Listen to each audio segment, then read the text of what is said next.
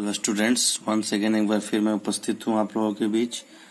Class 9th के लिए chapter 2 मेरे संग की औरत का दूसरा भाग आज हम लोग फिर से चर्चा करेंगे और जानेंगे मृदुला गर्ग की ये जो रचना है ये किस प्रकार से महत्वपूर्ण मानी जाती है। ठीक है, तो चलिए आगे बढ़ते हैं। हम लोग पाठ का प्रारंभ दूसरे भाग में जाते हैं और प्रारंभ करते हैं। फिर लेखिका क्या कर रही है, यानी लेखिका अपने बारे में बता रही है और खास तौर पर अपने परिवार के बारे में, अपनी फैमिली के बारे में, अपने रिश्तेदारों के बारे में।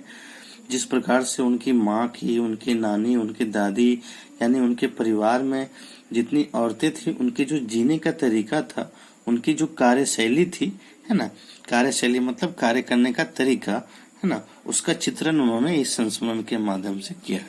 ठीक है, फिर है, पर जब कम उम्र में नानी ने खुद को मौत के करीब पाया तो 15 वर्षीय इकलौती बेटी मेरी माँ की शादी की फिक्र, चिंता ने इतना डराया कि वे एकदम मुंहजोर उठी। मुंहजोर का अर्थ होता है बहुत बोलने वाली, यानी बहुत ज्यादा बोलना, अत्यधिक बोलना। नाना से उन्होंने कहा कि वे पर्दे का लिहाज छोड़कर उनके दोस्त, उनके मित्र, स्वतंत्रता सेनानी प्यारेलाल शर्मा से मिलना चाहती है। सब दंग हैरान रह गए। जिस पर्दानसी औरत ने प्राय मर्द से क्या खुद अपने मर्द से मुंह खोलकर बात नहीं की थी, आखिरी वक्त में अजनबी से क्या कहना चाह सकती है। यानी लेखिका का कहना था कि जिस औरत ने, जो हमेशा पर्दे में रहती थी, जो हमेशा घर की चार दीवारी में सीमित रहती थी और जो दूसरों से क्या खुद अपने मर्द से कभी मुंह खोलकर अपनी इच्छा को जाहिर न होने दी, वो आज जो है दूसरे अजनबी पुरुष से, अजनबी मर्द से क्या बात करना चाहती है। ठीक है, सब जो है आश्चर्य हो गए परिवार के लोग। पर नाना ने वक्त की कमी और मौके की नजाकत की लाज रखी। सवाल जवाब में वक्त बर्बाद करने के बजाय फौरन जाकर दोस्त को लिवा लाए और बीबी के हुजूर में पेश कर दिया, यानी बीबी के सामने पेश कर दिया, प्रस्तुत कर दिया। अब जो नानी ने कहा वह तो और भी हैरत अंगेज था। उन्होंने कहा, वचन दीजिए कि मेरी लड़की के लिए वर यानी दूल्हा, लड़का आप तय करेंगे। मेरे पति तो साहब हैं, बड़े बैरिस्टर थे, वकील थे, और मैं नहीं चाहती मेरी बेटी की शादी साहबों के फर्मा दरबार से हो। फर्मा दरबार का अर्थ होता है आज्ञाकारी, आज्ञा का पालन करने वाला, जो जैसा बोलेगा वैसा करना होगा। वो नहीं चाहती थी कि मेरी बेटी भी ऐसी फर्मा दरबार पुरुष से शादी करे। आप अपनी तरह आजादी का सिपाही ढूंढकर उसकी शादी करवा दीजिएगा।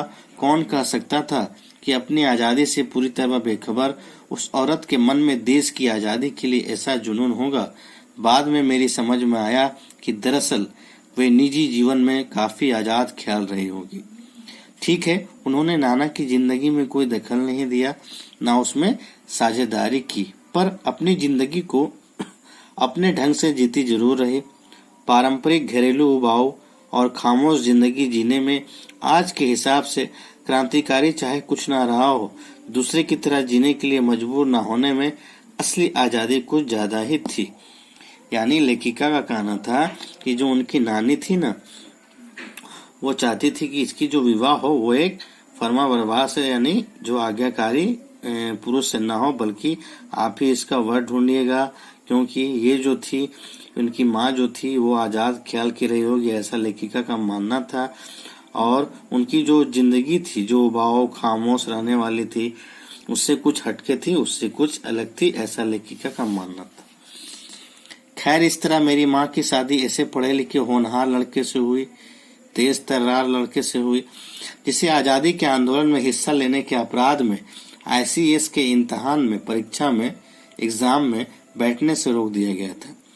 वो आजादी का सिपाही था, वो जो लड़का था, क्योंकि उस समय भारत में आजादी के आंदोलन हो रहे थे, स्वतंत्रता के लिए जो है लड़े जा रहे थे, अंग्रेजों के खिलाफ आंदोलन हो रहा था। और उसमें जो है वो भी जो है वो लड़के जो है, यानी इनकी माँ के पति, यानी इनके पिता जो है वो एक प्रकार से आजादी के सिपाही के रूप में जो है लड़ रहे थे देश के लिए। उसके बाद इनको जो है एग्जाम में बैठने से रोक दिया गया था, और जिसकी जेब में पुश्तैनी पैसा ढेला एक नहीं था, माँ बेचारी अपनी माँ और गांधी जी के सिद्धांतों के चक्कर में सादा जीवन जीने और ऊंचे ख्याल रखने पर मजबूर हुई। हाल उनका यह था कि खादी की साड़ी उन्हें इतनी भारी लगती थी कि कमर चकना खा जाती थी। यानी खादी का प्रचलन था उस समय। महात्मा गांधी ने खादी के प्रचार के लिए आंदोलन भी किया था। चरखा चलाकर, सूत काटकर खादी का वस्त्र बनाया जाया था, जिसमें क्या हो, लोग आत्मनिर्भर हो सके, खुद से रोजगार अपना सके। उस समय खादी का प्रचलन अत्यधिक था और साड़ी जो थी इतनी वजनदार होती थी और इनकी जो माँ थी वो दुबली पतली थी, मतलब कमजोर काया वाली थी, नाजुक थी, कोमल थी और उनके शरीर में जो है साड़ी बहुत ही वजन लगती थी। वे कुछ ऐसी नाजुक थी कि उन्हें देखकर उनकी सास यानी मेरी दादी ने कहा था, हमारी बहू तो ऐसी है कि धोई पोछी और छीके पर टांग दी। गनीमत यही थी कि किसी ने उन्हें छीके पर से उतारने की पेशकश नहीं की। यानी वो एक कहावत कह रही थी कि धोया पोछा और टांग दिया, यानी ऐसी नाजुक थी, ऐसी कोमल थी कि उनको कठोर बनाने का किसी ने प्रयास नहीं किया। ठीक है, तो फिलहाल आप लोगों के लिए इतना ही।